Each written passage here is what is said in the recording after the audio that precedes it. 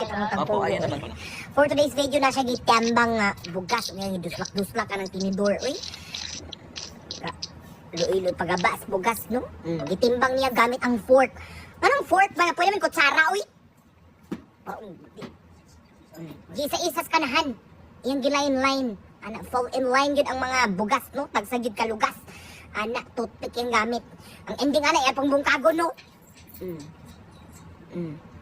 Sige, bungkaga dayon tibar mag giihapas kanahan.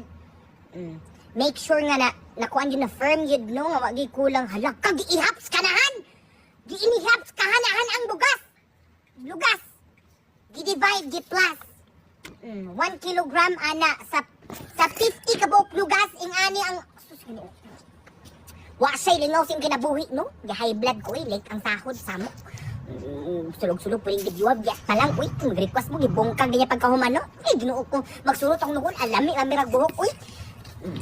Kahuman butangan niya kininit tubig magbugas maglungag guro siya ana.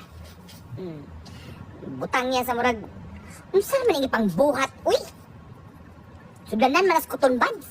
Yang gisulod, sudanan cotton buds no na ay murag dahon sa saging, no? Wan yung gisealed. Butang na po niya. Saan man niya? Pandan o gilugna, ginoo ko. Giapi ang silupin. Beef. Kulaan ang beef. Kasi pulos atong bugas. Ginoo ko, nagdagot ko na. Sige, yes na lang. Sige, magisa siya gravy, ana.